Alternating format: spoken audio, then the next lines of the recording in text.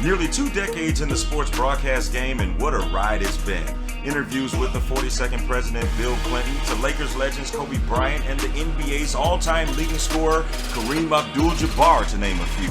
I've been blessed to cover and tell some amazing stories, but there were so many more I didn't get to tell. Thanks for tuning in to Untold Truths with Telly. My guest is Marc Spears, the NBA senior writer for ESPN's The Undefeated, and Marc is inside the NBA bubble in Orlando. Marc, I got to start off by asking, how is life in the bubble? For the reporters or for the players? For you, I mean, because we get the reports on how the players are living, but how are the people that are covering them living?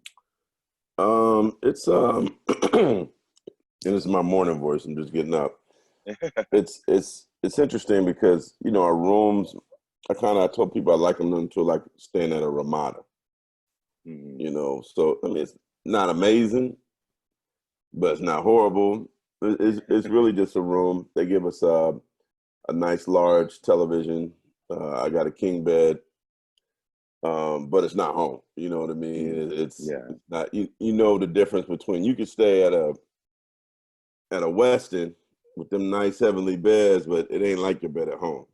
Right. So for certainly for 3+ months, it's certainly a challenge to sleep in a bed that truly isn't yours. So I think the key for me and a lot of the different other media is you got to make it as home as much as possible. Like I'm over here. I brought these bowls because they don't offer us bowls. Oh, wow. I brought plates because they don't offer us plates. So we get food every day in cartons. Like imagine like all your food being in a carton. That'd be similar to you getting a Big Mac carton, or like a carton for Grand Slam breakfast. You know what I mean? Yeah. I mean, all of us are getting the takeout stuff now, but I'll bring it back to my room, and I bought a toaster oven because a lot of it's not warm. A lot of it's like lukewarm. To warm it up. The coffee here is not the greatest. I'm a big coffee person, so instead of bitching about the coffee, I make my own coffee. Right. So I make my own coffee every morning. I got my wine refrigerator. I'm doing the best to make it feel like home, even though I'm not home. When I get up in the morning, I'll watch the local news in the Bay Area. Like I get on my iPad and, oh man, that happened in Oakland today, and but in terms of entertainment, we don't have a restaurant. We don't have a bar. We buy our own. It's like we call this the hood. Like everybody goes to the pool. That's like the pools are like gathering place, and it's kind of funny and it's cool, man. You'll have like media there. You'll have some NBA personnel there. Referees hang out there because the referees are in the same place we're at. Wow! And I'll bring my Beats pill, and we're like playing music, when people have time. And it was funny. I had some really, really good wine, and somebody that don't drink, I'm not gonna say their name, like because everybody like kind of gives some to everybody. And he grabbed that bottle and was trying to pour it for somebody. Man, I snatched that bottle out of his hand. I'm like, man, that's a $250 bottle of wine. I might be living in the hood now, but I still got some nice stuff from my previous life. But the good thing, and I know it's a long answer, is, and the food is all right. It's just we don't have nothing to warm it up.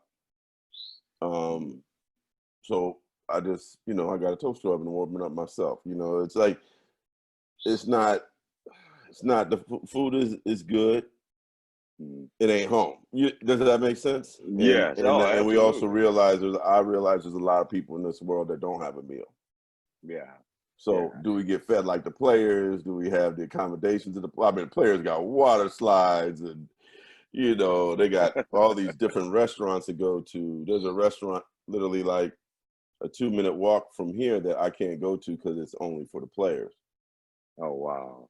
And I'm like, dang, y'all could have just gave us that restaurant. Right. But on the flip side, but on the flip side, and I'll show it to you. I'm looking for it. Every day I get tested, man. Every day. Wow. Every day. I'm gonna repeat that again. Every day. Day. So the one that they stick in your nose that almost touches your brain, or is it where they it's have just swabs now? So what I'll do when I'm done with you, shoot, I'll do it right now. Do you find this interesting? Because I'll show you.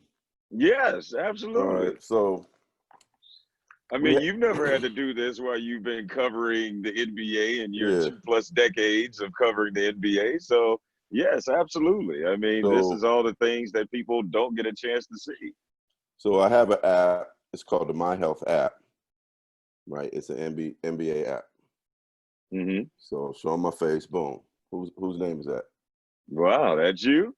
Yeah. So it says complete questionnaire.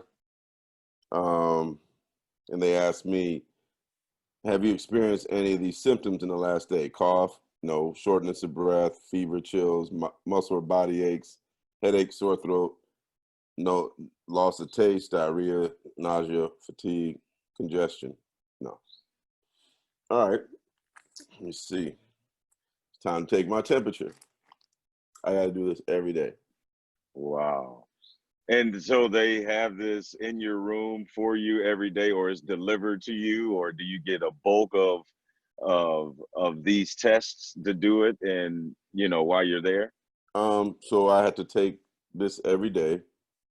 I got to take my temperature, and then in this machine, they'll just register it. I can't cheat. Yeah. Because it doesn't seem like you can. Whatever comes up on here goes directly to the phone, phone app. And then I use this, and this is registers my oxygen level. Okay. So then once I do that, the food is about a 5-minute walk away. So I get my exercise. If I want to eat, I got to walk to get it.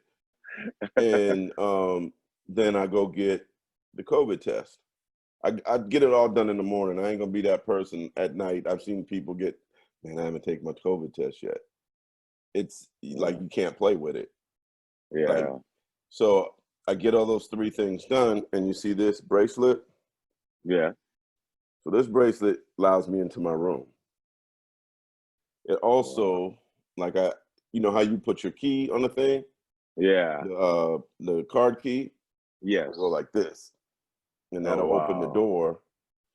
But when I go to an arena, when I go to a practice, I have to do this. And if I haven't gotten my temperature taken, my oxygen level taken, or gotten my test for COVID, I can't go to practice. I can't go to the game. Wow. And so if you get it, it brings out different colors based on what your problem is. And I've heard that there have been players that like, man, I ain't doing that today. I'm bling, bling, wrong color because they didn't do nothing. Man, I ain't doing this today. Excuse me, security, can you please come here and escort Mr. Johnson back to his room? Wow. Like, they're not playing, man. So all this stuff you're seeing with baseball and the NFL, but I know I'm belaboring the point and talking long about it. They're not playing around here. Yeah. Now, we have seen that, the initial tests, I mean, there were 0 positives through the first couple of weeks in the bubble. And do you feel like the NBA has done a good job of kind of easing those concerns and anxiety? Or do you feel like the more time goes on, the more they will kind of still resonate? I think they've done an excellent job. Okay. Exemplary job. Okay. And the players, once you're here, you feel that. Yeah. Like, because it's over the top. Mm-hmm. Like, come on, man, I do this when I go places, and if the color ain't correct, then you ain't going in. Yeah. Every day I get an email telling me if I passed or not. Wow. I got friends that get COVID tests. They don't find out for 18 days. Yeah. Yeah. But I'm That's finding very out. true. I'm finding out Yeah. the next day, Yeah. every day. So people are telling me like, man, you be careful, man. You be careful. No, you be careful. Well, yeah. I'm in a Yeah. safe environment. Like 3 months, 3.5 months is a long time, but it's scary in them streets right now, man. Yes. Absolutely. So Absolutely. I got testing every day. I have to wear a mask. It's not negotiable. We can't even walk near a player without a mask. I'll start going crazy and yelling. I have a mask on, and I have to still distance to interview the player. It's like I'm doing a diary with Fred VanVleet from the Raptors, and he has to wear a mask. Like he can't even take the mask off during the interview. Like a TV interview, and I'm like, look, can I go around the corner and just like he could put me on speaker on his phone because I wanted to look better? No, he has to wear the mask. So I think they're Now, also quietly trying to promote wearing masks here too. yes, but I understand that, but with as much testing and things that's going on and all the precautions that are taken, I Mm-hmm. mean, like it's just hard for me to understand that away from the court, you have to have on your mask and distance yourself. But on the court, there's a lot of contact in the NBA Yeah. game. So, like, what's the Well, no. rationale behind I that? think that the players themselves, like if you think about it, they were getting tested like for a week before they even came here. I Mhm. think everybody here could probably walk around without a mask now, and it'd be okay. Yeah. You know what I mean? But Mhm. when they're on but those guys, they're protecting us from them more than anything. The fact that we can't go to their hotel, we can't. If one say I have friends that are coaches just like you do, players, coaches. Yeah. There have been a couple people that have come to see me over in our Okay. hotel grounds. Okay. The other night, two players, who I can't say their names, but two players came and hung out. Yeah. They're like, yeah, this is fun.